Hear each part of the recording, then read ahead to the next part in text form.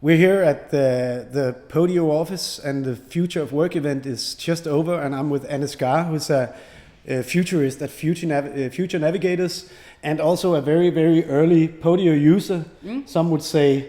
Maybe a groupie? Yeah. So you talked about going from more to better, and why isn't more better? Why do we have to go from a situation of wanting more to I think better? That I agree with futurists all over the world who see this period that we are living in now as a transitional period. So it's an age of transformation where we are going from more to better. So this, you can see the more paradigm actually peaked in Europe in the 1950s, where we could see that people would get more stuff, but they wouldn't actually become more happy. If you look to the US and you look to Europe, the welfare society that we are in does not necessarily no longer go together with having more stuff. So we are in this day and age saying goodbye to industrialized society, where it's all about the growth and expanding and having more, and then we're going into a better society. So you have to ask yourself every day, am I doing more or am I doing better? Okay. Do I need more food or do I want better food? Do I want more politicians or better politicians? Do I want more programs in television or better? Do I want more IT solutions or do I actually want better IT solutions? So when you think about this, is it a matter of something has to die, or something who has to die and what has to change to move into these new scenarios that you're talking about? Well, it's what you call a paradigmatic shift, which is like believing that the world is flat. If a lot of people believe that the world is flat, the world doesn't actually become flat. And then somebody will come and say, no, the earth is actually round, and then you kill them because there's a lot of power in sitting in a paradigm. And sitting in an industrialized society talking about creativity and innovation and open source and crowdsourcing and so on is not the same as embracing it.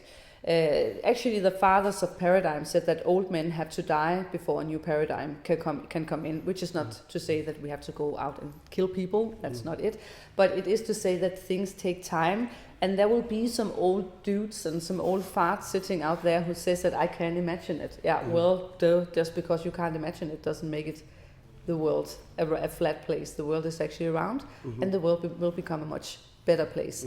And I see it coming along. I see that you have IKEA who say that they believe that they will need 2 planets in 2020 just to sustain their own business. I see McDonald's talking about that they actually want people to not eat more McDonald's food but eat better McDonald's foods, whatever that is. So you see this reflection going on in time. Of course, also with the financial crisis, that is kind of like a thing in people's faces where they are forced to think about, is this actually a good way? Is this a better way of delivering society and passing it on to the next generation?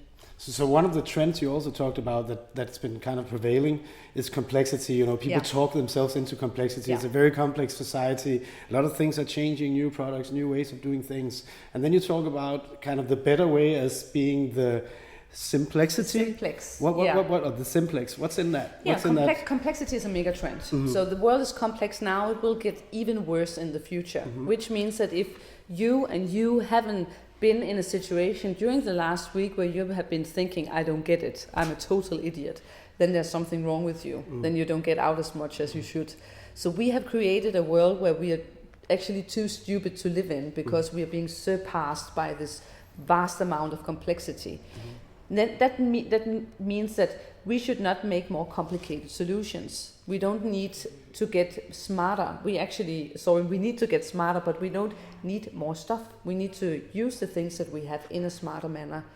And I think for your company like Podio, you are actually doing something that is simplex. So it's not a banal solution. It is like, soap is a simplex solution. It turns out that we could maybe cut the world's disease in half just by making people use soap. And we have had soap for almost 200 years. It doesn't matter which kind of soap it is, we should just apply it in the right way. And when you're talking about IT, the world does not need more IT solutions. We need to have IT solutions that will bring people together in a better manner. So what I see in Podio is that we have this mega trend called My Story, that a way of coping in a very complicated world is you don't need to push it in people's faces all the time. I need to look at you and then you build the world around you, around my story. So that's what I really like about this whole Podio idea. That's why we talk about empowerment and kind of giving back control to end users. And I know that that people will choke on words like "don't work smarter," "don't work harder, work smarter." Yeah. But that is actually what we have to embrace now, is that we've been talking about it for like 50 years. So action for change is also part of it, like doing something, not just talking about it. Experimenting. Daring to go where no man has gone before.